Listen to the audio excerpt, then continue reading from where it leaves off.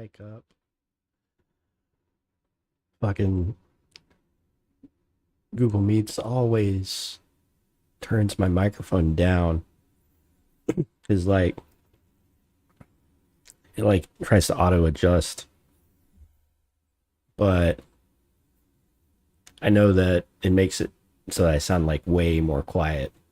I'm already a quiet guy, so there you go. We can get started here in a minute. Just gonna be a chill, super late night stream. Gonna work on my game a bit.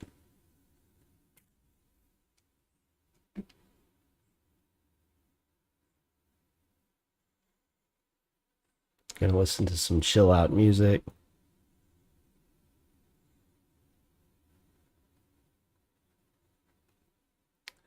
And it's gonna be a good time.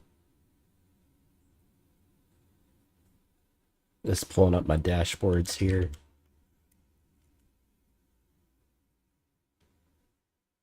All right, dashboards are up. We're good to go.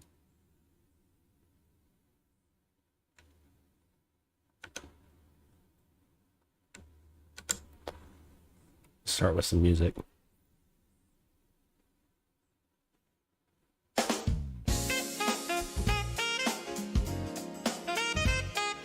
All right.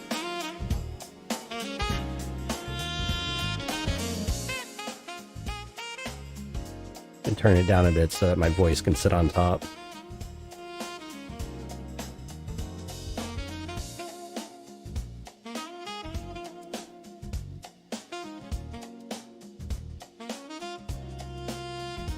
All right.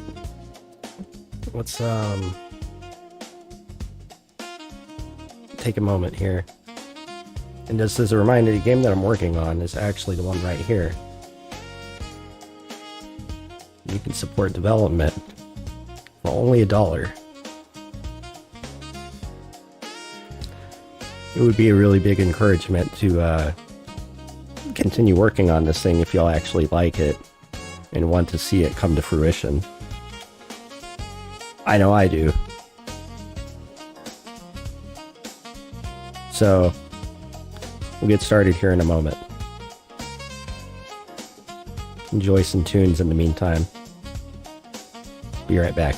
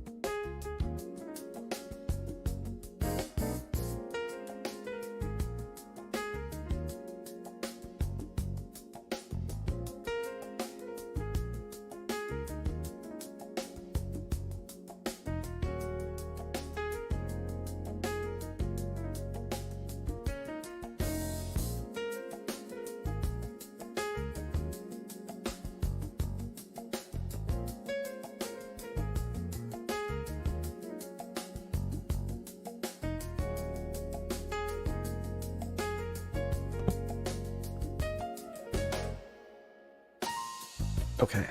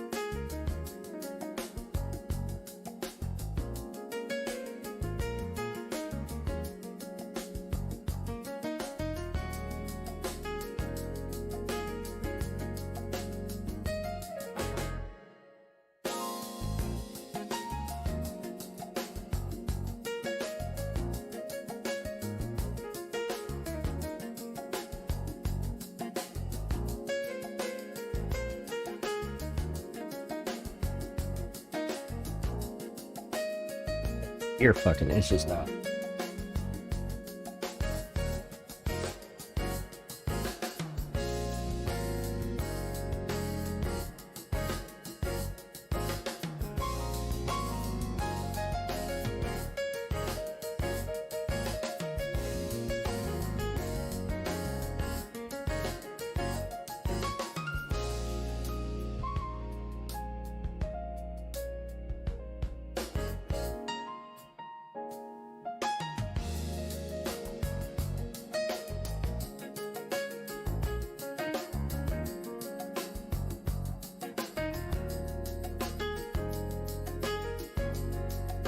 Okay.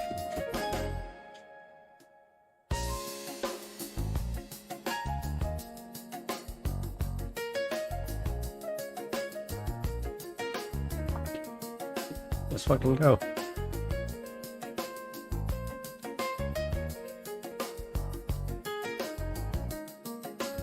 If anyone tunes in, if they don't, whatever.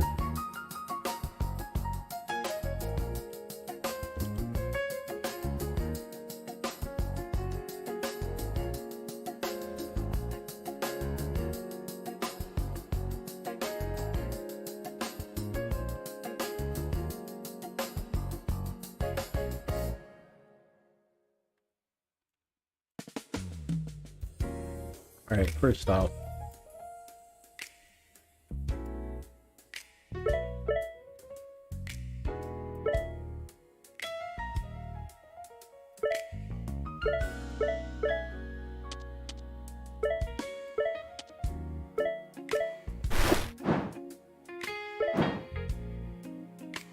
equipping an individual item should be an action that consumes a turn. It's kind of unfair to like be able to fully do everything like that. Like you could swap out whole sets of weapons and armor without consuming a turn at the moment. That's ridiculous.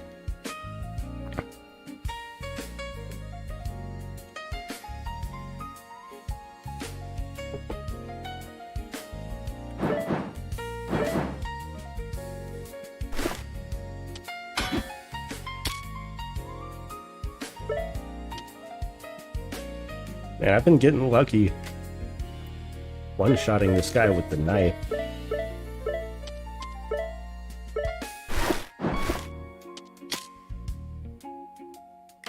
Oh, he's in the slot beneath. He's hidden behind the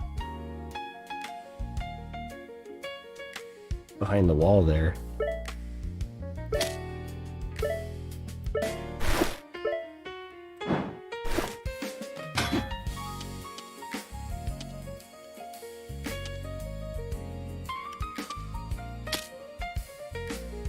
Damn, I'm slapping.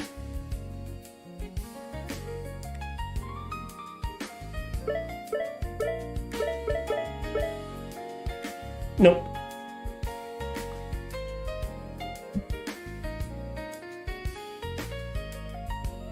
This motherfucker keeps clawing at my computer's cables while they're plugged in. He knows what he's doing. He's trying to get my attention. He's more than welcome to sit up here on the desk. Oh, we can pet him.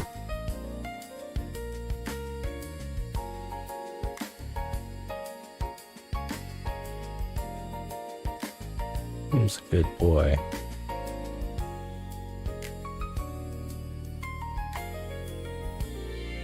He's a good boy.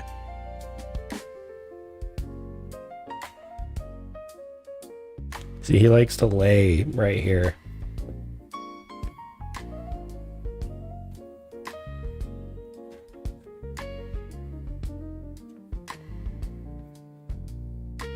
You gonna be good? You gonna be good? Who's sleepy? Look at that tail. You're just like struggling. I know it. Don't you lie to me. You can't even keep your eyes open. You about to pass out. This motherfucker has fallen off the desk, passing out more than once. He almost did it again earlier. I caught him as his neck just like went limp off the edge of the desk. He could have seriously hurt himself. But that's how chilled out he is sometimes. I say sometimes, but not. Not when he's also got a bit of a chaotic streak in him. He's a good cat though. Good companion.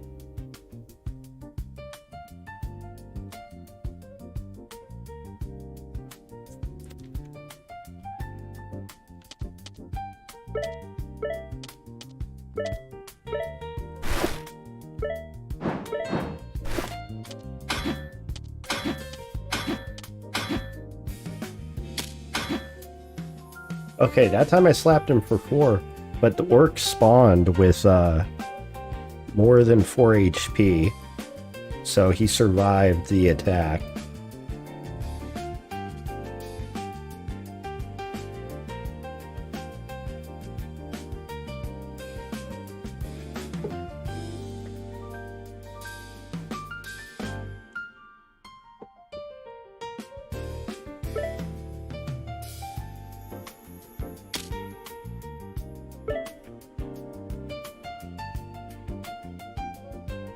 Yeah, I just must be getting super lucky or something.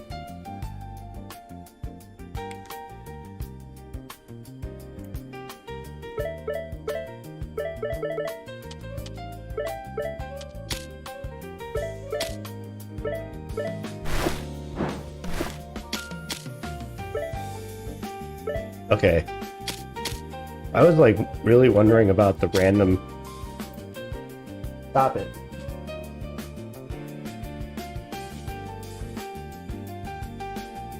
Fucking asshole.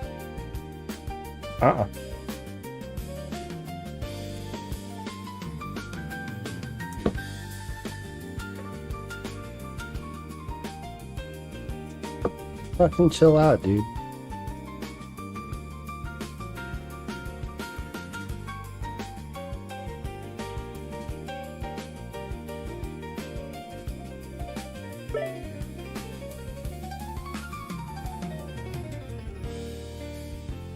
One of the things I'm going to have to handle is, like, message overflow. Like, what's going to be the maximum size of the message window? Like, how much space do we want it to occupy? So font size is, like, basically as small as we can make it without, like, mangling what gets rendered.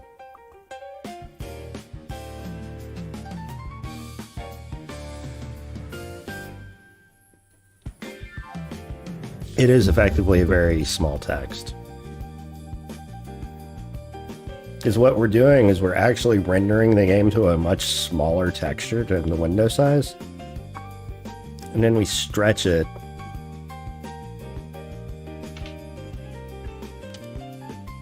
I'm just thinking out loud right now. So what I currently have works as intended. It's time to step it forward a bit, like make it better. Small hanging fruits, right? So the thing I just mentioned about the equipping thing, right? We shouldn't be able to equip so many things in one turn. We should only be able to equip like one thing at a time. That makes sense, right? That's like super basic intuition. It makes no sense that, you know, you'd be able to equip something and then something else, and then, you know, like potentially do infinite equips. Get off of the fucking cables, bro. That's so not cool. That hurts my heart.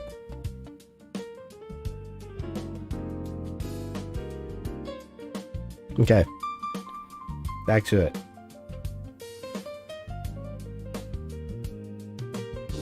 He's like in total hunter mode right now for some reason. Maybe it's because he's a cat and cats are nocturnal.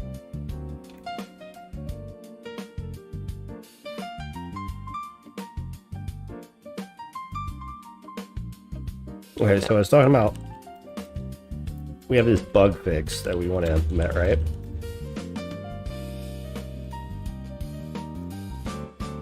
And the bug fix is for equip turn. So when we go to equip something or we go to unequip something, that's going to consume a whole turn after I finish this implementation. This is just a warm-up. Let's just get started. Here's how we do that.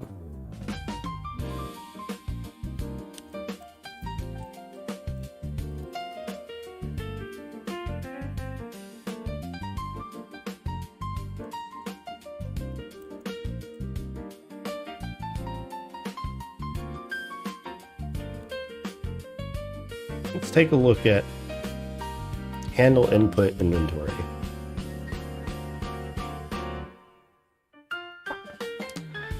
So handling equip the shield and handling equip item and all this stuff currently only occurs in the inventory menu, but realistically we would ideally want these in their own files, so we might even consider factoring them out.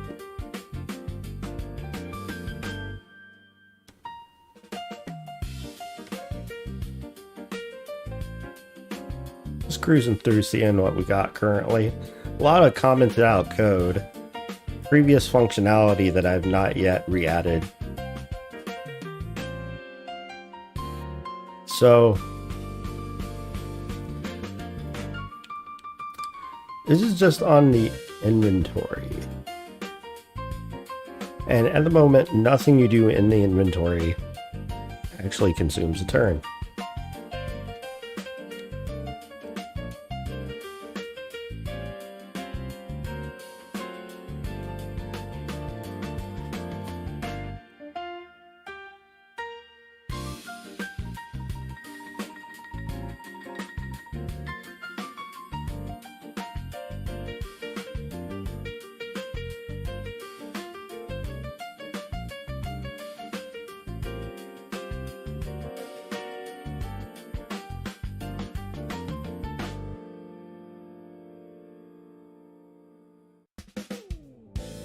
And you notice that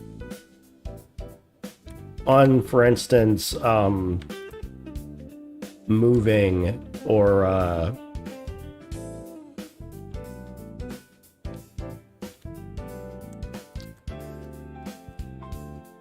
attacking or picking up an item, on all of these, if we want to indicate to the game, like engine, the player is taking their turn, and now it's time to animate that turn, we do this.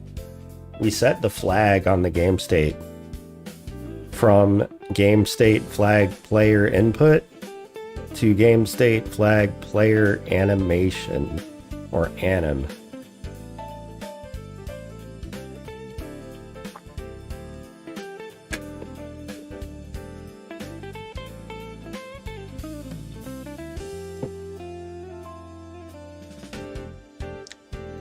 So this would begin the process of iterating through the NPCs and handling all of their turns. And at some point I want to fuck with the turn order in a way where we actually like do initiative every like turn. I think that would be interesting to explore. But at the moment, everything is just very linear, and like turn order is decided based on like the order that things were created in, just about. Except the player, like the player always starts. It always begins with the player. So if we want equip to do the same thing, getting back to the whole point of the discussion. God, I'm long-winded.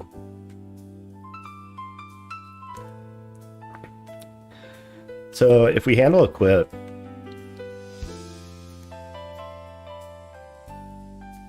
right? Like,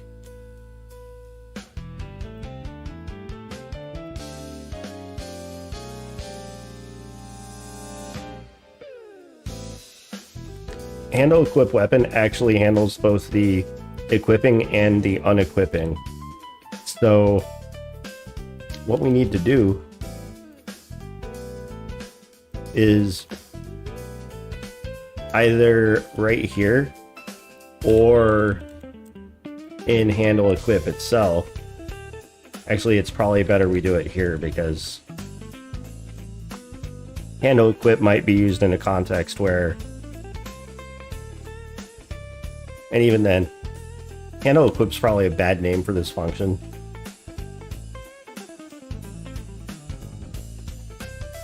Like, ideally, things be a bit more like granular in terms of their meaning, because what we're doing here really is we're equipping from the inventory menu.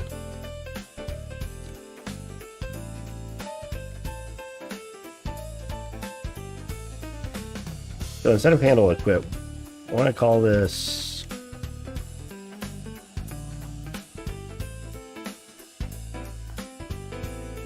handle player equip.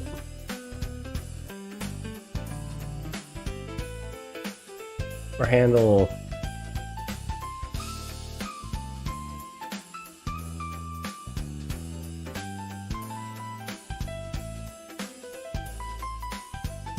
inventory equip.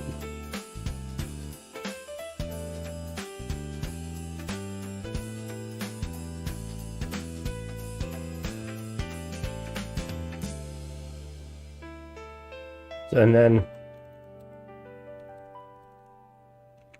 handle equip item would be handle inventory equip item.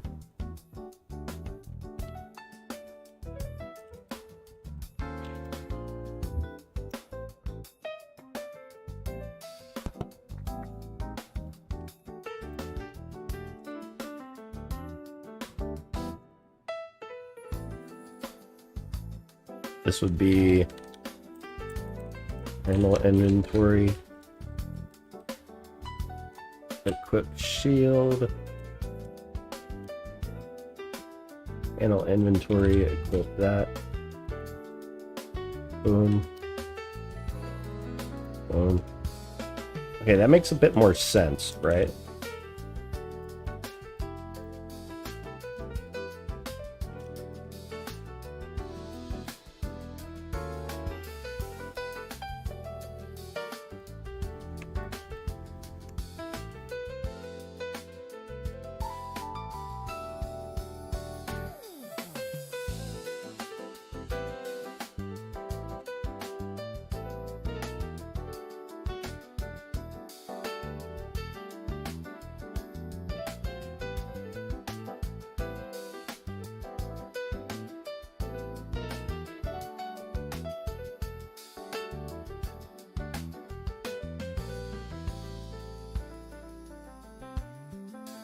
So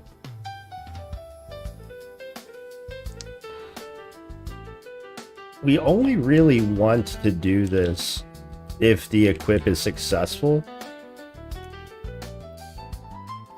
So let's dig in, because if you attempt to equip a weapon, for instance, and the unequipped action is successful, then we would set it here. Otherwise, we'd set it here. And because either one or the other is going to happen, and in both cases we set the flag, we can set it here. Similarly, same situation with the shield.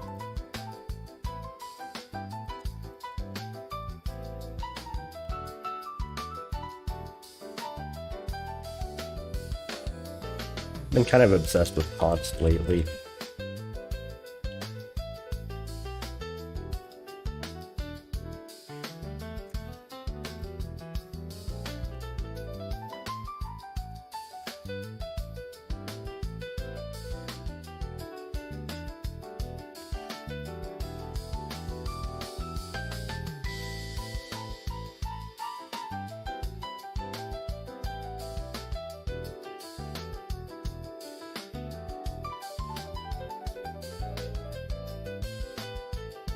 What's happening, Captain? How are y'all doing tonight? I hope you're having a great evening. Thank you for joining the stream. Welcome to the dojo.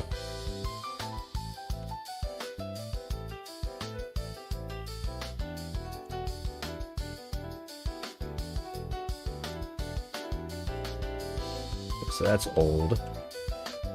We are, if you hit I, at the moment, that's the only menu that we have. We might actually implement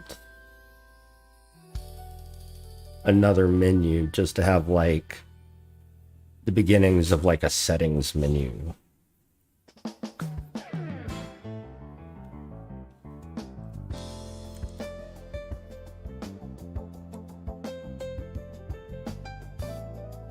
This is old code.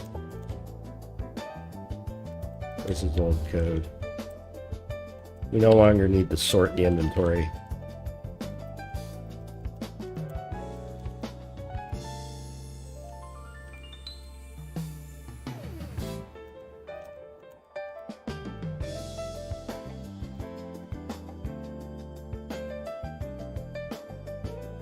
Wait, some of this is actually code with regards to using potions, which I haven't spawned in a while. It could be a thing to spawn a potion in the enemy's inventory and then actually handle it as a drop. Actually, handling drops would be another good thing to work on.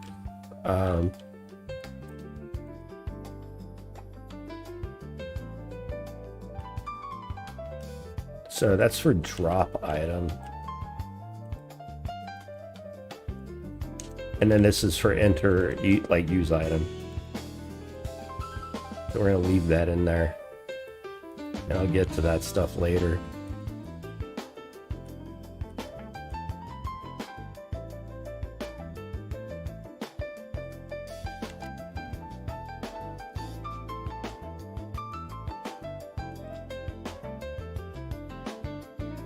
Okay.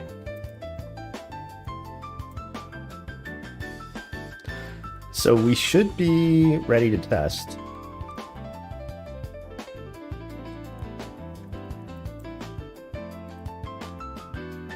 Let's do a fresh build.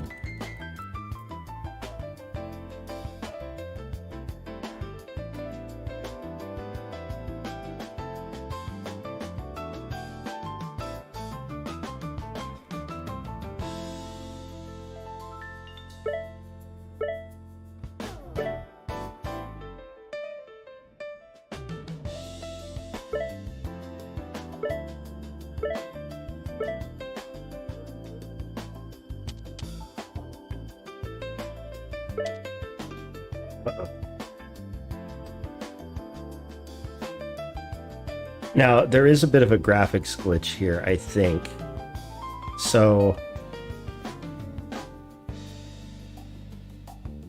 that tile right here, there's actually a tall wall tile down here. So like when we move to the down right area and that actually becomes visible, this tile is gonna be obscured by the tall wall tile. And I believe that this guy, this green dude, was actually right here just a second ago. Because he wouldn't have been able to occupy the wall tile here. Which means that the game failed to render him when he was right here.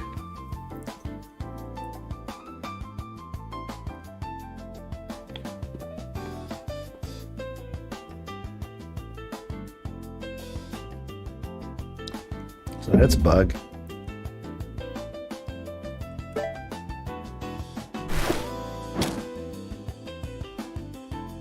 Now, one thing that I need to do... Okay, so that worked.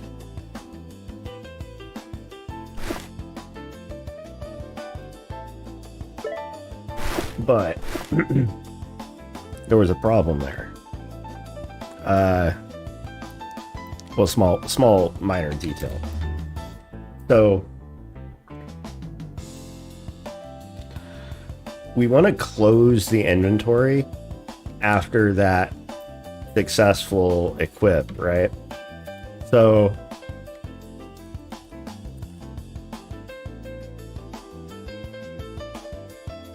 we want to return control mode to the player and set the display of the inventory to false. So we're going to yank that code, and down where we actually handle the inventory equip, we're going to hop in there. We're going to hop in handle inventory equip item. We're going to hop into handle equip weapon. So in both cases, because we're passing the flag back, we want to turn off the inventory so that way it's all like one smooth operation. Similarly with the shield, we're going to do that as well. So check it out. We hop back over here, rebuild. See how fast my iteration time is? It's like, damn, you just think of an idea and you try it.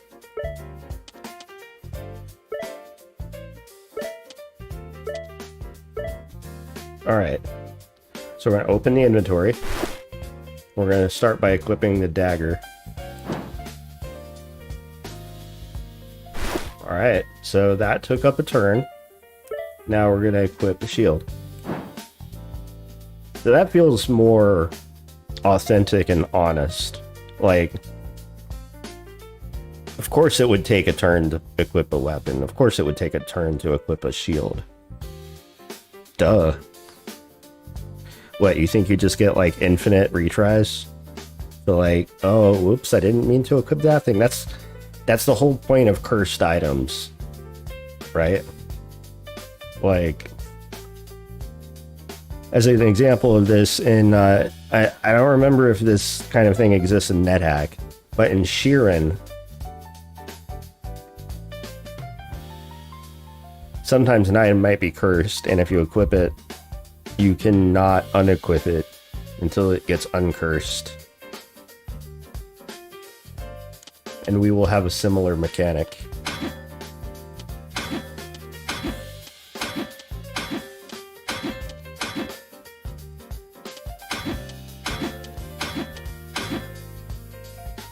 Alright, time to fuck this guy up.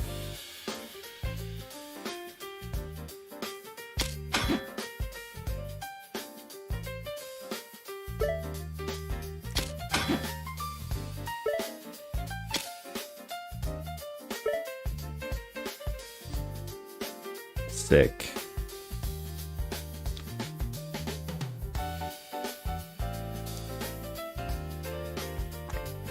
At a certain point, I know having message spam will get annoying. So it's really kind of like a question of, and you know, like I plan on having toggles to be highly configurable so that if you want messages, and there will be like levels to messages, right? Like messages will have like priority and like importance. Certain messages will be unavoidable, but as you see, there's a difference between the messages that pop up and the management of like your message history. So at the moment, everything is flat in that it's just all just like plain text, but it is something that we could like attach like a lot of flavor and context to. I think it'd be really cool to like get super deep into like a navigable like link type system, but that alone would take, you know, quite a while to implement. We got stuff to do.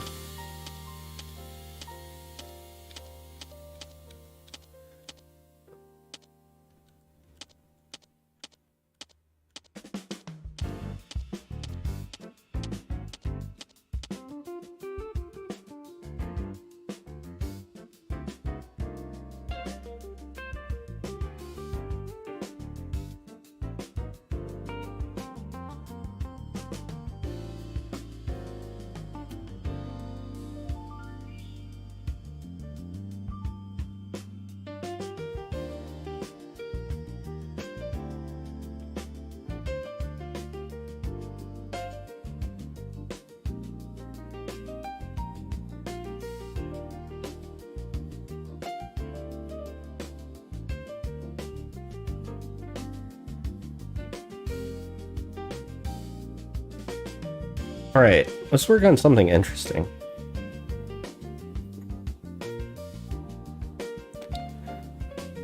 There's going to be multiple floors to this dungeon, obviously. So I have to implement the mechanic of being able to go up and down the stairs. The game has you begin on the upstairs tile of the first floor of the dungeon. And at the moment, I'm only creating one dungeon floor. And it's very hard coded. But to begin the infrastructure process, let's create another dungeon floor beneath floor 1 and build the ability to actually navigate to that floor. I think that's a good target.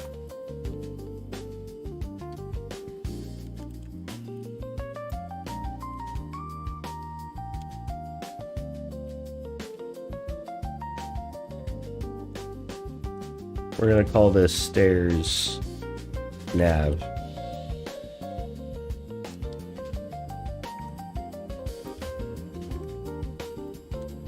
Oops. Okay, so we're on stairs nav. Let's go into...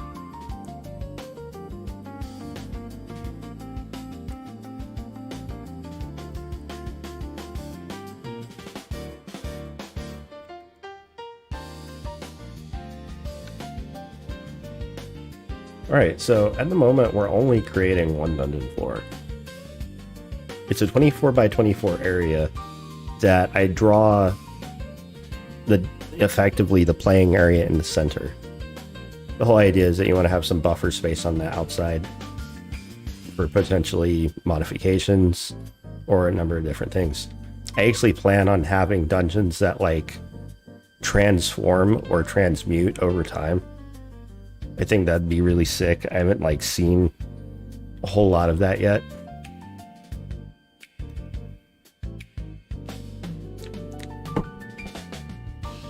So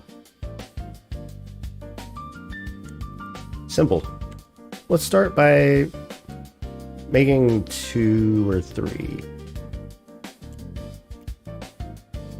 We'll do 3. 4. Fuck it. Why fuck not?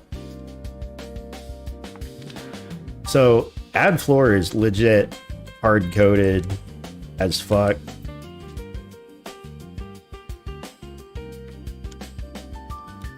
Add floor like legit df create hard coded as fuck, but you know, every floor is going to be basically the same, you know, and that's fine for right now. That'll change, I promise. So here's what's next.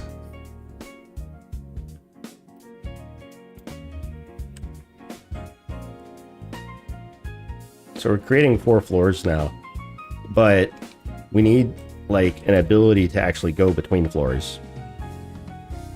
How do we do this?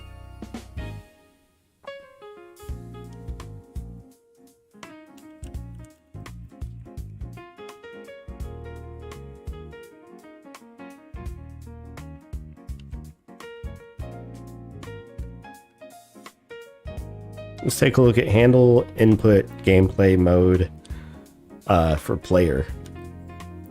This says, like, when it's your turn, this is all the different actions, like all the different keyboard interactions. It's fucking god-awful code. Sue me. It's my code base. And I'm sure there's a better way to do this. But at the end of the day, you have to check what input combination is currently being pressed.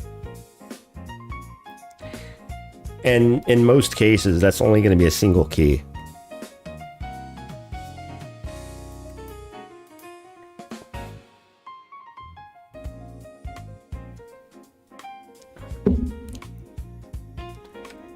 In rare cases, will key combinations actually really happen that often.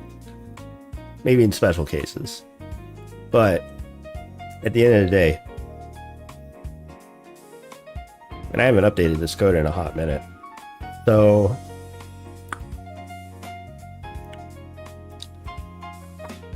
let's decide on a new key that would be the key that you like interact with to like go up or down a floor.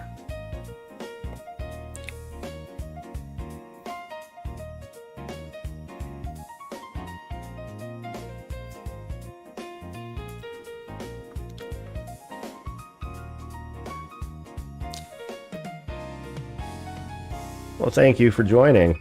I am building a dungeon crawler. Check it out. We're about to implement the ability to go up and down floors.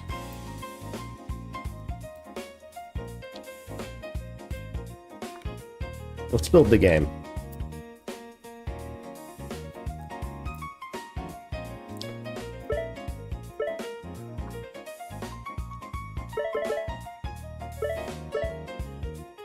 I'm gonna play as a wolf.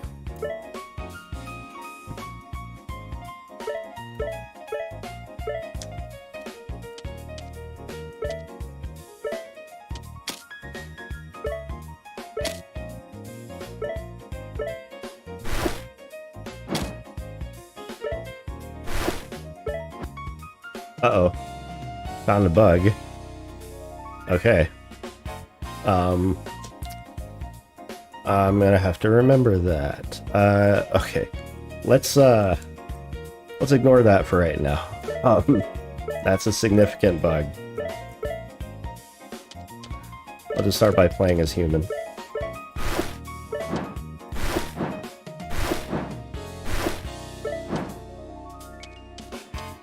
Alright, I'm gonna fuck this guy up. 2-shot. We start the game on the upstairs tile. Here's the downstairs tile.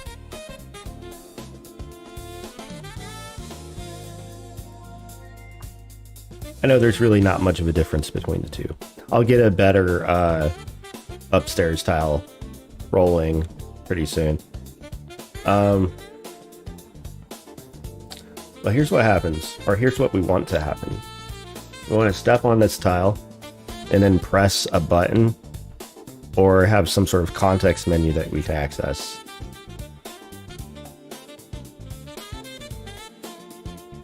And then from there, boom, next floor. So that's what we're about to code. Yeah, 2D. Thank you.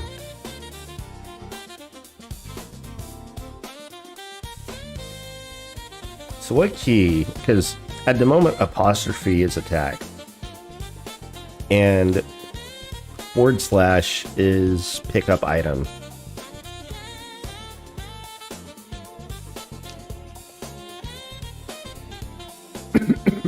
I'm thinking right brace.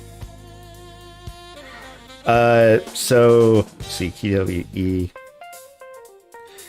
E might be a good key, actually.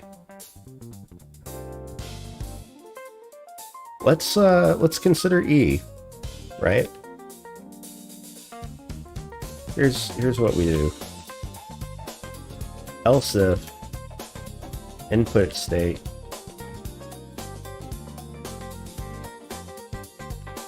so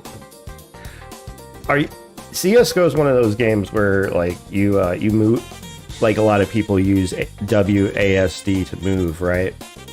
So having E right next to your movement keys would enable you to quickly use something. That makes sense. Okay. Well, that's a great tip. Thank you. Here's what we'll do. I don't think there's any conflict with them in the moment. In other words, I don't think I failed to define,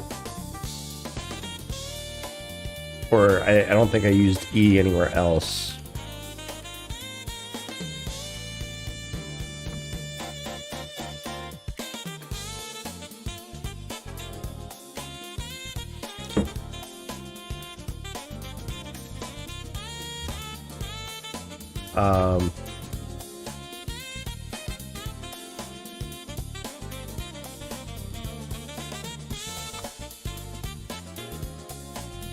So E would be handling go up, down, stairs.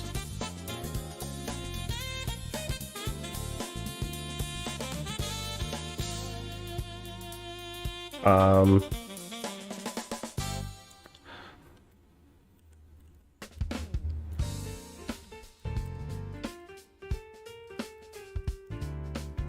right, placeholder for right now.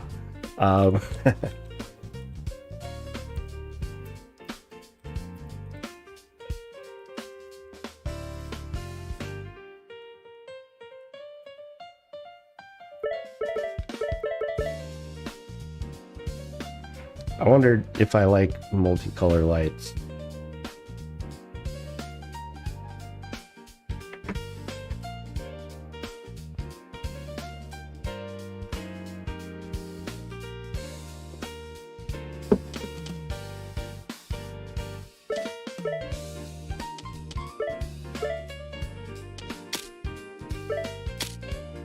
Damn, I killed that motherfucker without even equipping anything. Alright, so we get here, and we hit E. Oops. E is taken. Oh, shit. We can't use E. The reason is because E is move up and to the right. So E is actually taken already, but we can easily select something else. I'm thinking right bracket. Because the ideal hand layout, because this is not a game that uses the mouse. This is all keyboard. Your left hand is on the left hand side of the keyboard, your right hand is on the right hand side of the keyboard. So your fingers are able to reach all of the different buttons that I could possibly map out. So we're gonna do right bracket, but let's think about like what we actually need to do in order to like move the player to the next floor, because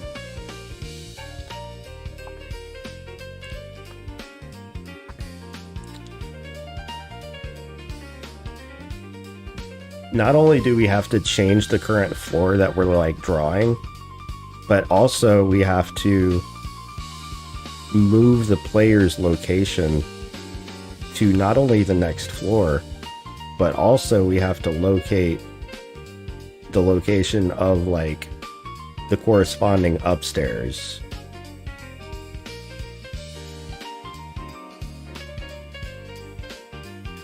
No, I'm well aware that like portability is an issue, but at the same time, the one of the major goals is to like make this game gamepad compatible, so that you can plug in a gamepad and play things.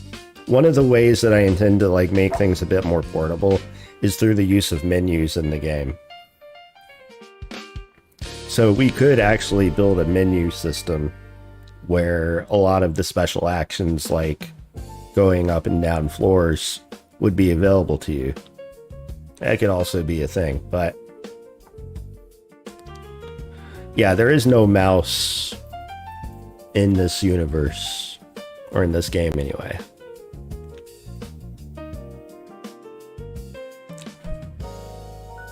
Well, if not that, then what would be a good key? Because at the moment, escape is reserved for like quitting the game quickly. So these are decisions I'm gonna have to make. Every single key's got to have some sort of mapping. But apostrophe is for attack. / is for pick up item. At the moment, we're going to use right bracket. We're just going to roll with it. J is, let's see, A, S, D, F. I don't think J is taken, although it's kind of an odd position for that sort of key. I'm going to use right bracket. Fuck it.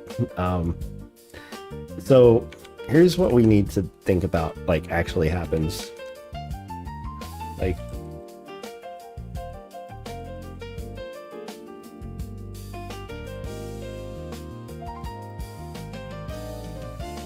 so like we'd have to like get the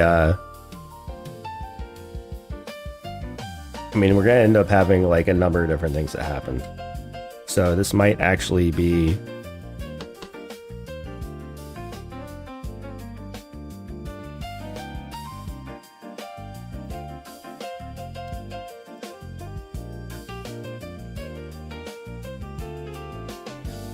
time for a new file.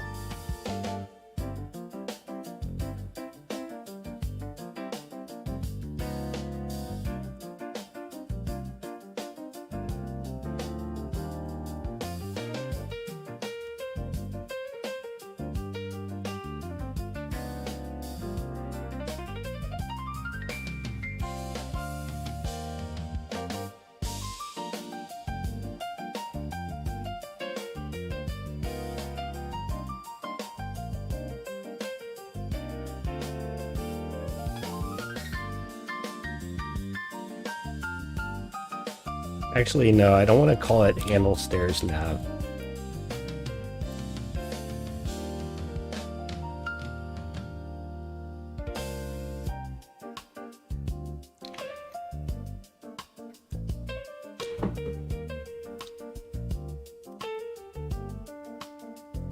Try entity stairs.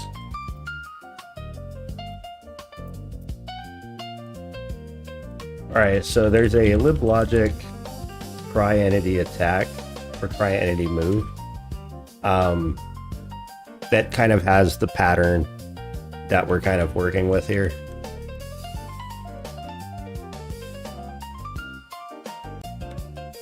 So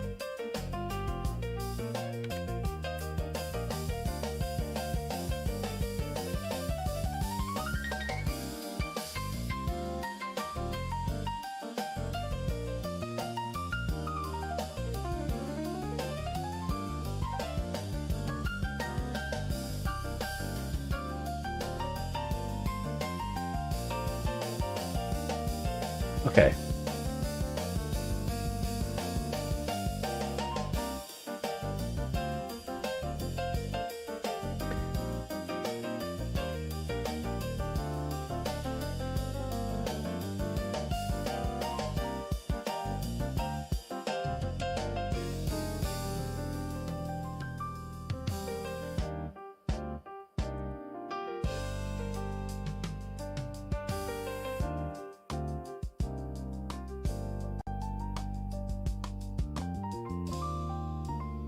All right, so to get started, using the patterns from Trientity Move,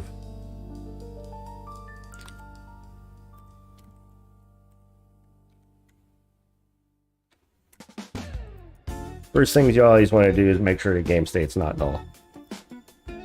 Whatever ID you pass in generally should be not invalid. You know, you shouldn't have invalid entities trying to do anything. That's crazy talk. So vex3 doesn't necessarily need to be here. We could actually get rid of that over in the .h as well. The reason being, the entity has a location, and that location has a tile. And all we need to do is take a look at the tile type. Because if you're trying to go up and downstairs on anything that's not an up or downstairs, then you can't. So you can easily reject that input. So like we're just doing basic error checking first before we actually handle the functionality. Then we will attach this to our make file, and then we can actually use it in the handle input function so that the player can do this, and then entities besides the player can also go up and downstairs, which would be kind of scary at a certain point when I start making entities chase you.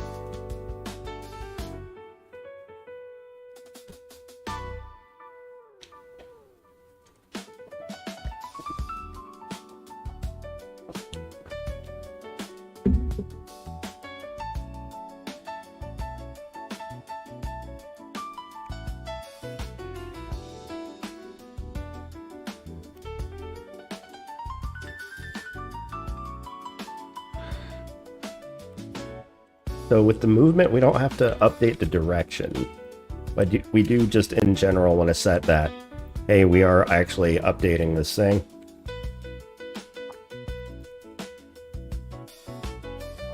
So getting the entity's location, very straightforward.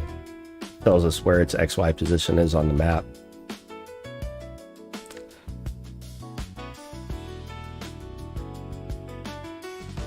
Yeah, although it's not a C++ engine, the library I was using before Raylib is actually libstl, libstl2 in specific, which is a very widely used and very powerful and highly portable, but a little bit cumbersome in comparison to Raylib. I've been working with Raylib for almost 2 years now, and I really enjoy it. 10 out of 10 experience.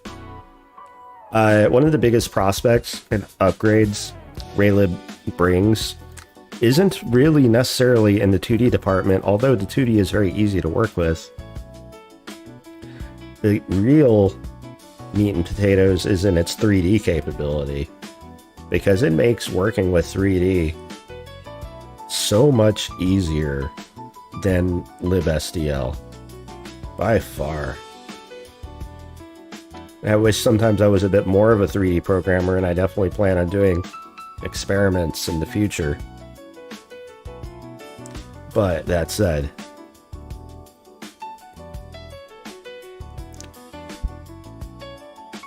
all things in time.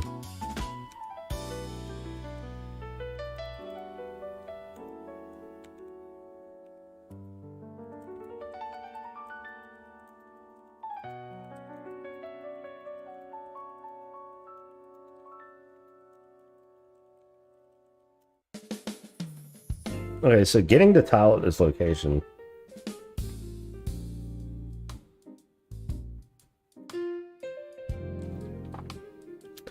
Let's see how nasty I can do this in one line.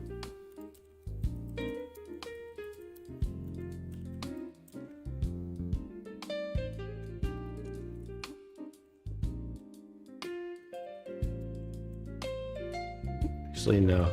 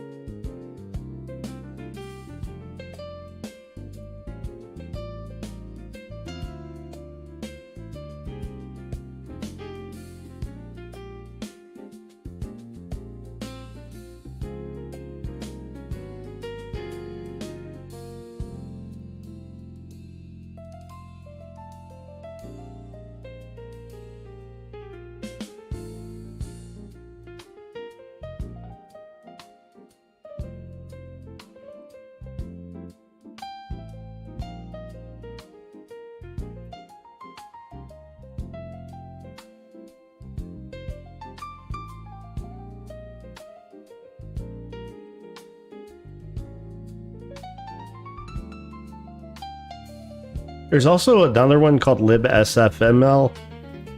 I've met at least one person in real life here in my town who claims that they have been working on something with it. So it might also be worth exploring that. There's other ones that I've heard of, including libgdx, which I believe is a Java-based one. A long time ago, when I was doing iOS, I was working with a thing called Cocos 2D, which at the time was interesting and useful enough.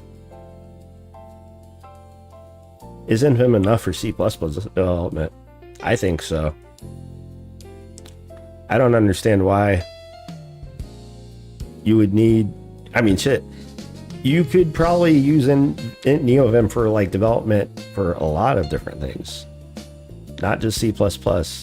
Go, Rust, Lua, virtually anything that you can like get an LSP for, you're pretty much good to go.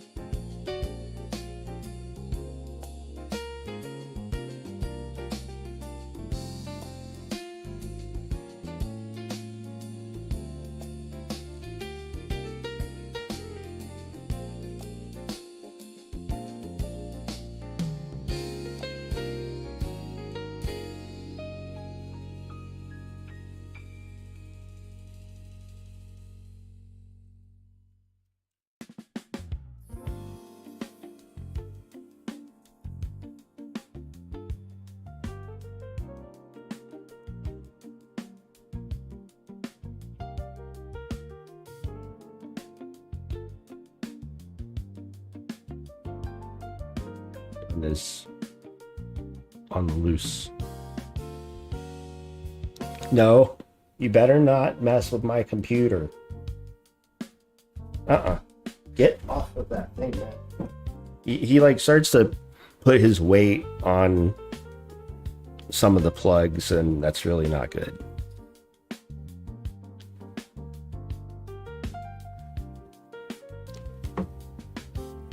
Yeah, I'm talking about your ass.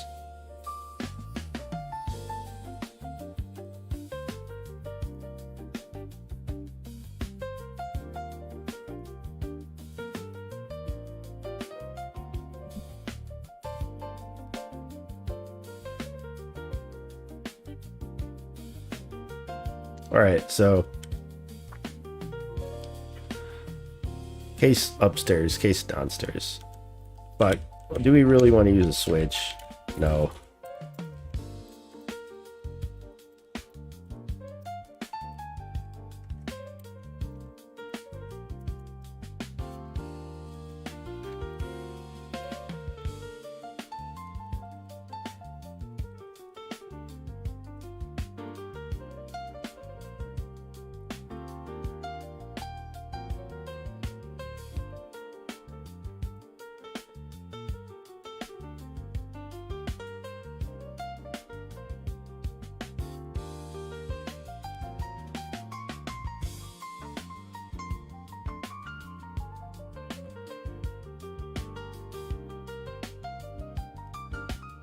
All right, so upstairs.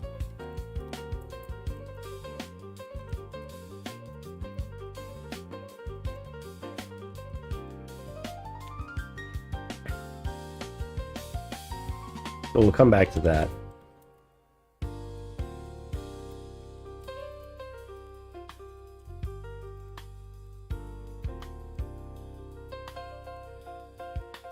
So generally speaking, we really, I mean, the creation of like if you ever played NetHack, there's usually like an upstairs tile on the first floor, even though you're on the first floor, but it's the implication that it like leads to the outside world. Whereas generally, like, we should not create a downstairs floor tile on the bottom floor, right? So that's something that, like, I need to, like, build functionality. Like, there's so much work I need to do on the creation of the actual dungeons. It's really going to be like, when I say creation, I mean just like the layout and like the placement of things and the like procedural generation of the rooms and a lot of that kind of stuff. So let's do downstairs first.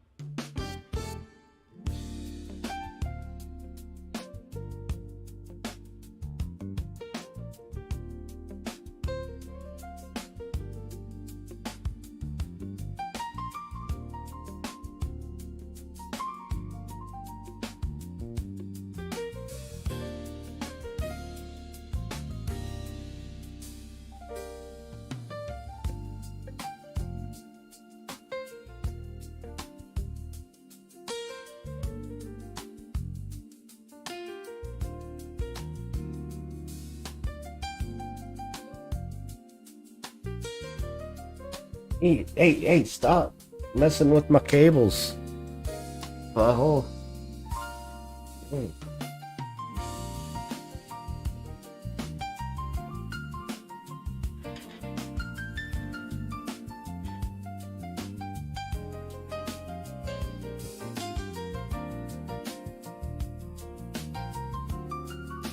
He's such a fucking baby. God. Now you're trying to code and you're like clawing at my machine.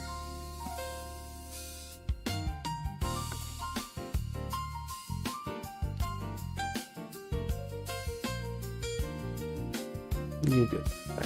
When he's not doing that. He's laying in my lap fine.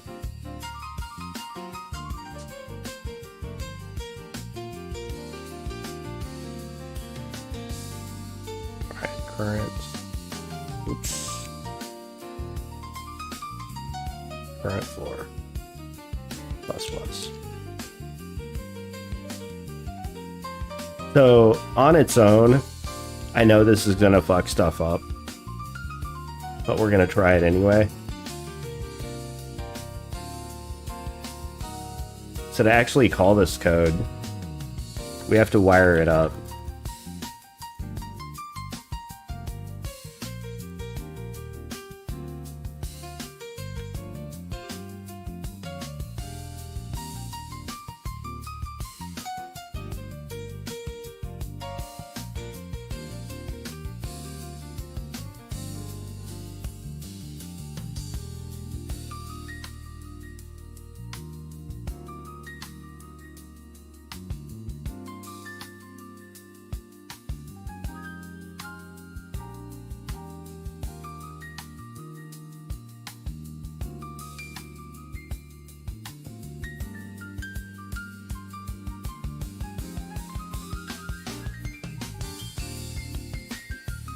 All right.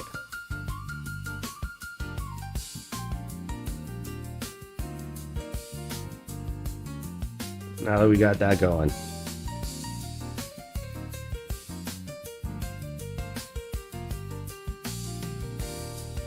We can actually call that code.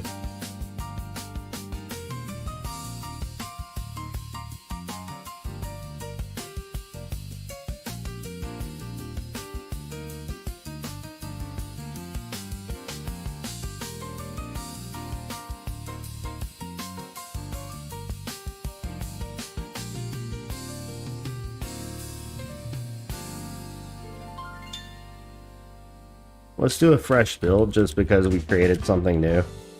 I don't like seeing warnings. That was just like a type difference comparison when I did the check for current floor versus size, because size is a size T. So you just got to be careful of that kind of thing.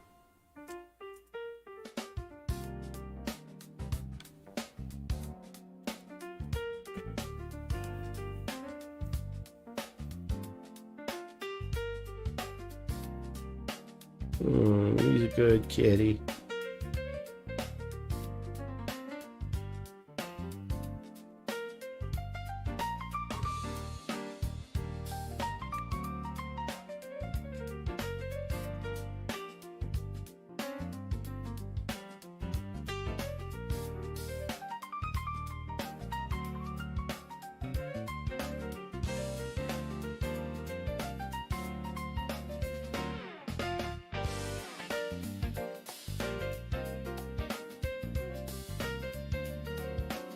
No, I don't want to see all that shit.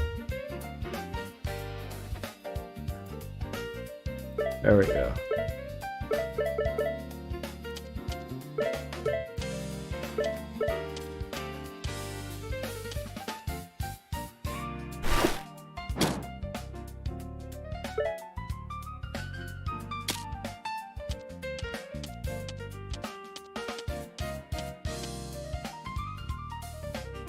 Ow!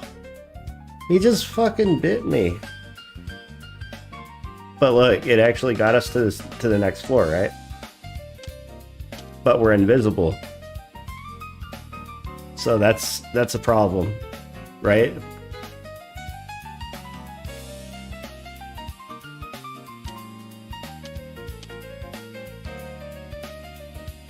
Stop biting me, motherfucker.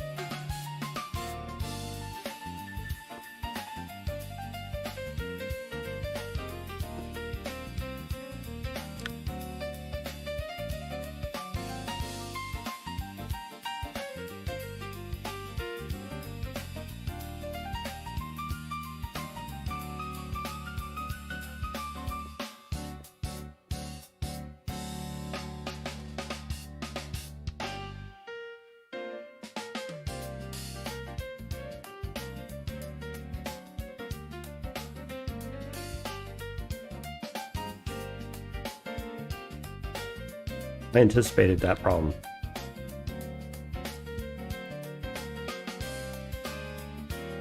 Not only do we have to increment the stairs,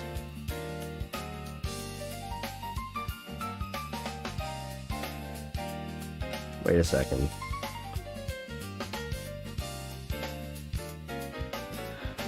We also have to update the player's location.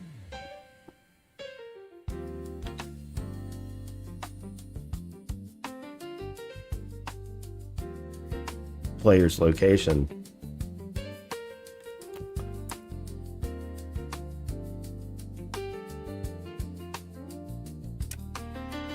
To what though? Dude, for the love of fucking God. Alright, get down. You keep biting me, you don't get lap time.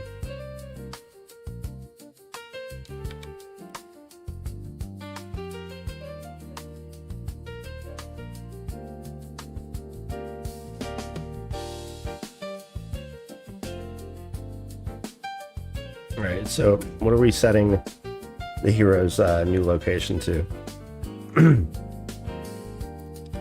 Well,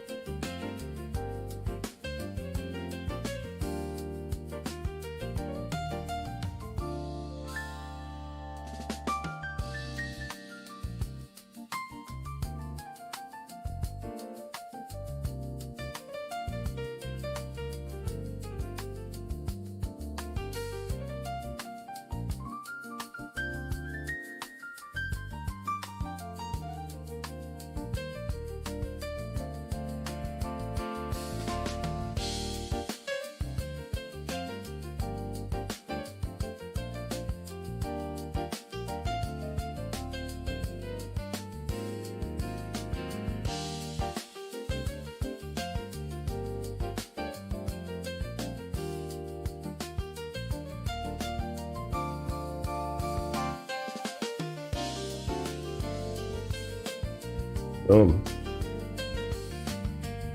So we're setting the hero's location to the upstairs location for the new current floor. Pretty straightforward. And I believe this should make him visible.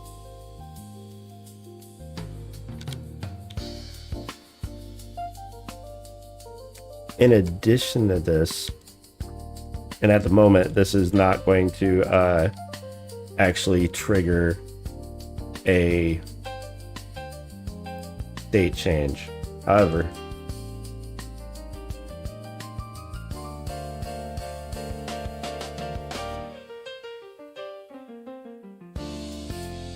if this is successful, then yes, we want to change the state. That way it consumes the turn.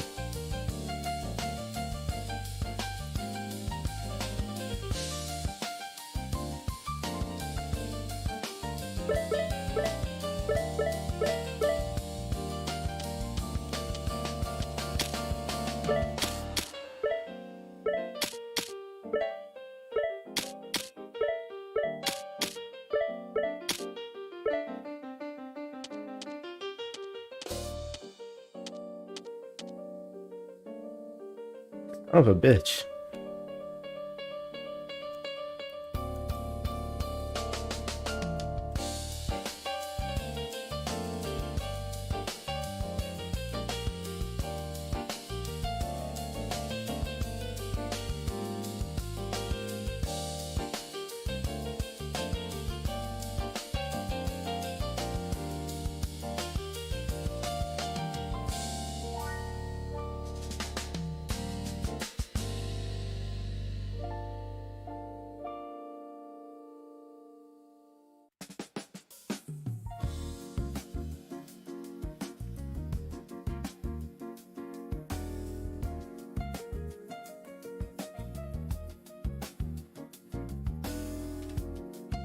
So I've got two major bugs that I have to fix now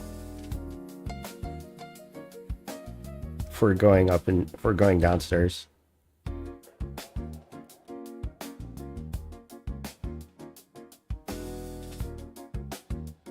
Oh, we never removed the player from the old tile. Yeah. Okay. So this is going to be a very intricate process.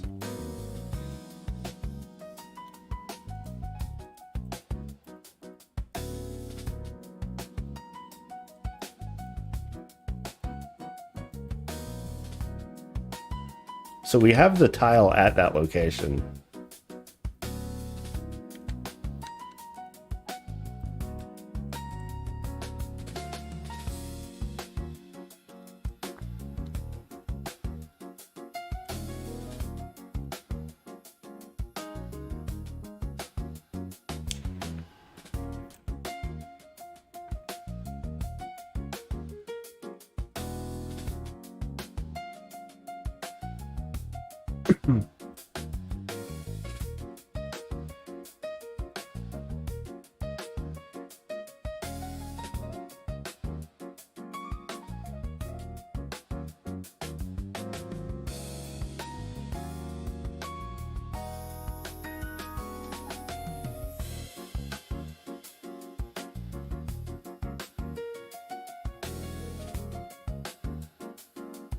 Clean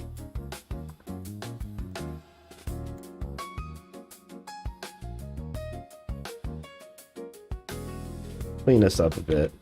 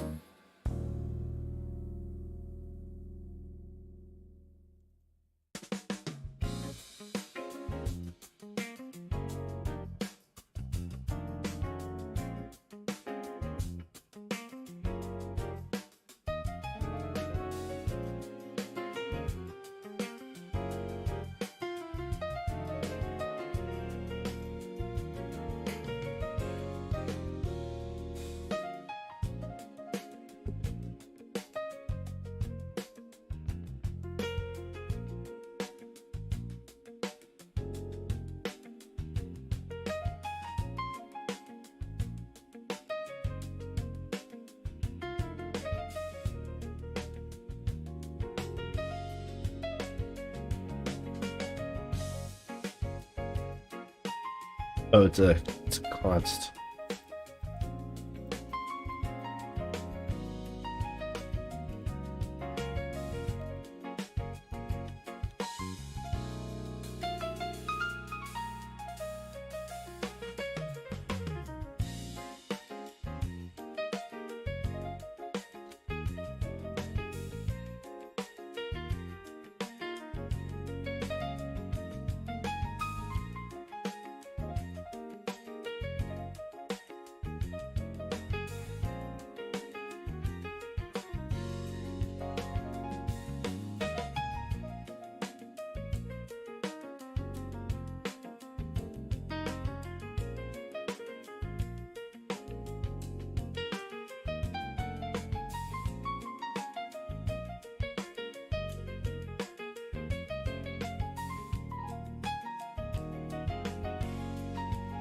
So we have to add the player to this new location, right?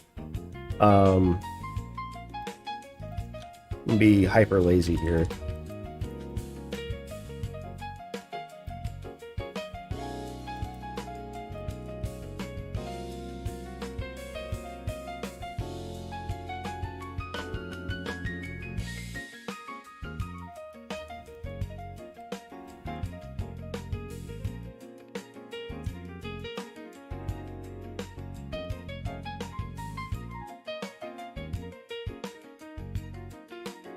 So we grab the tile at that location.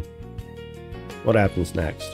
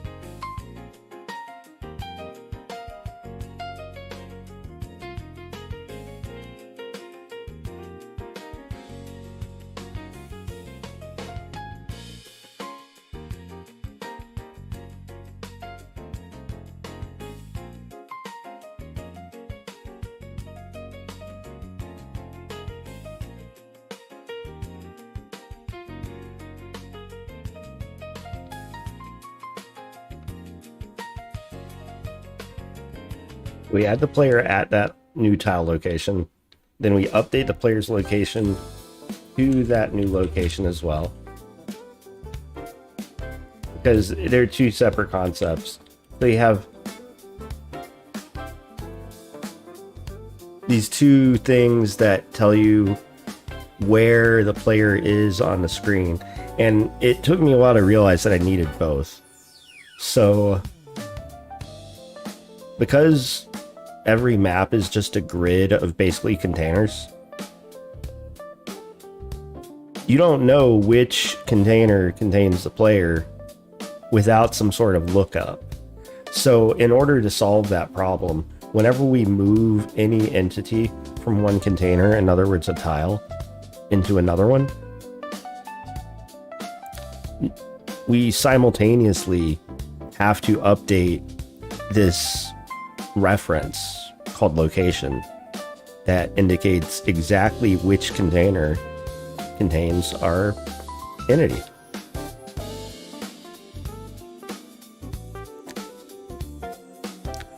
So by having this sort of lookup, you can very quickly figure out where in the map the player is without having to like scan through every tile to find them. And this should actually fix our problem.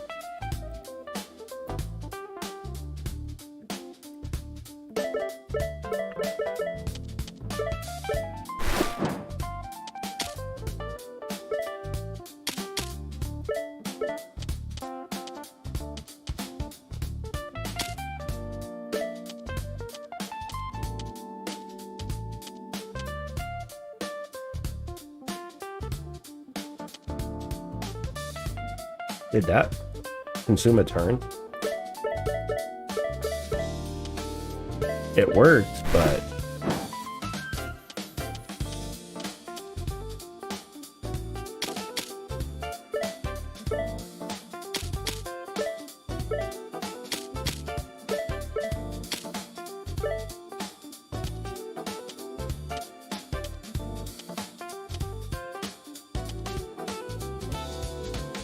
all right, we're on turn 18. Now it's turn 19. We need some sort of sound effect, though.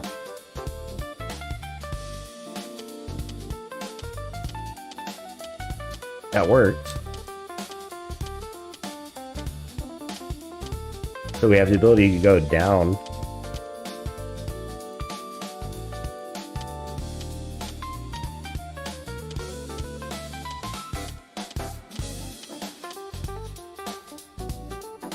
Oh, wait. I understand why it's doing that now. It's a conflict of keys. I'm not going to be able to use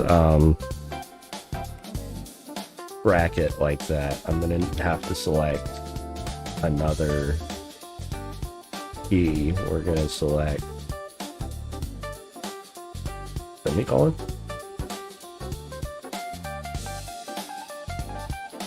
Period.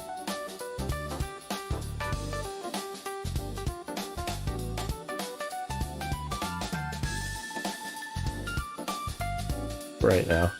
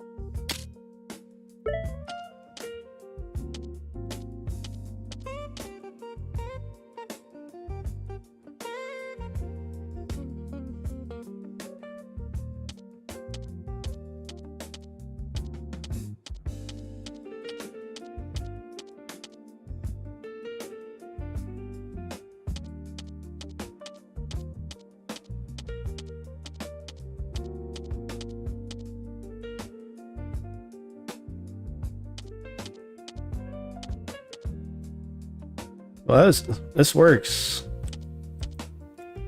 This works. Indeed.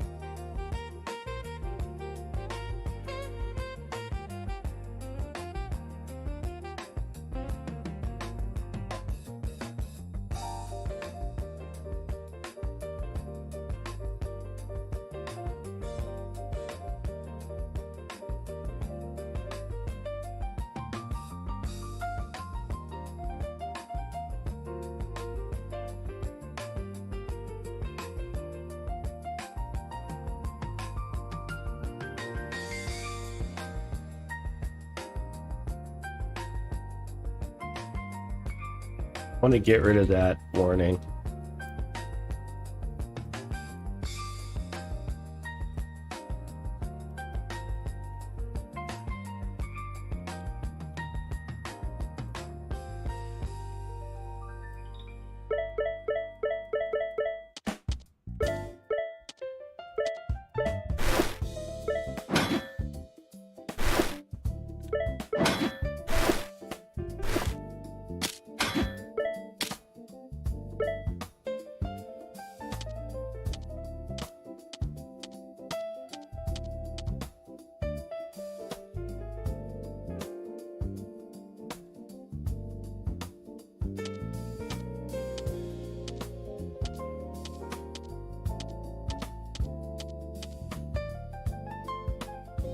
I should have some sort of sound effect.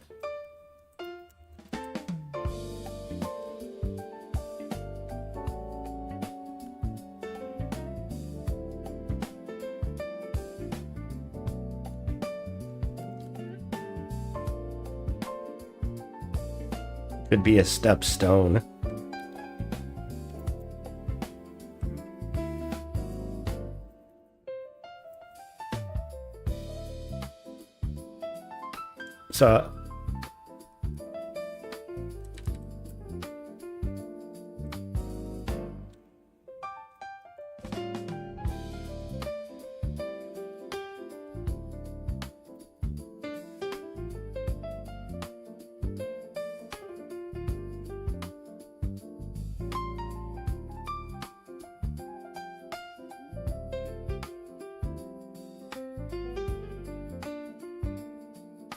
So in those cases, we would actually want to play a sound effect.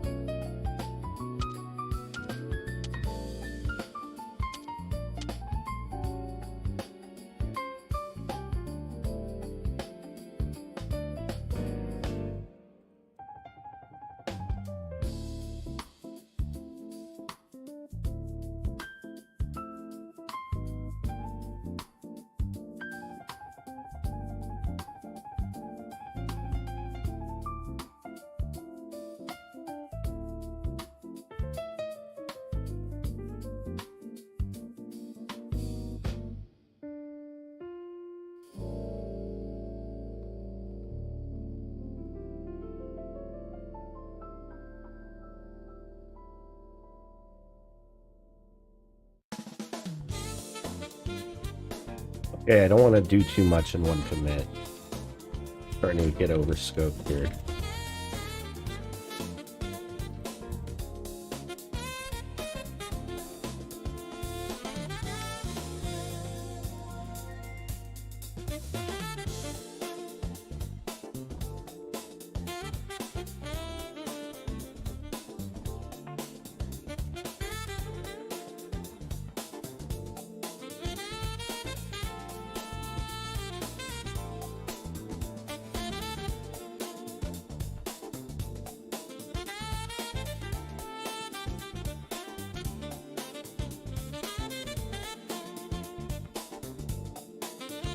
Alright, that's a good checkpoint.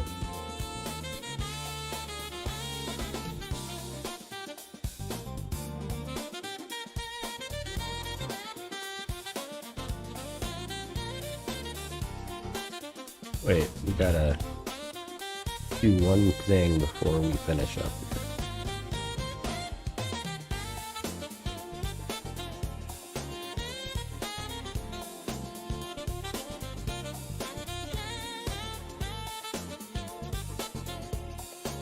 Haven't updated this in a while.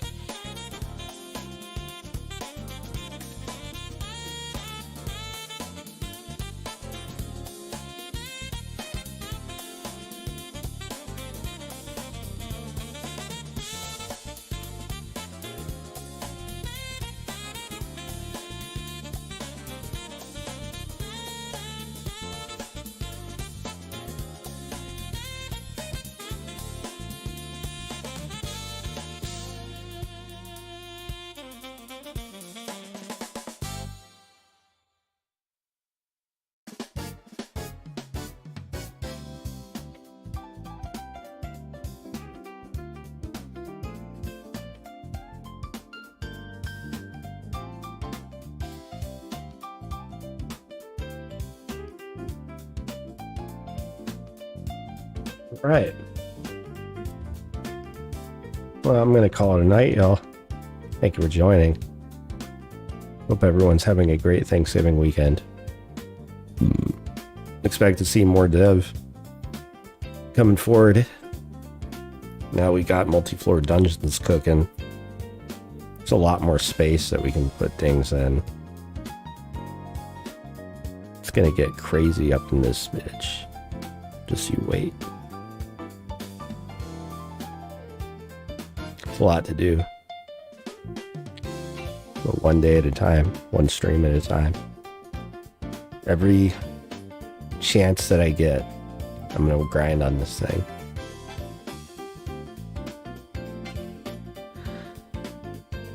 If you want to support development, only $1. Add it to your collection this holiday season.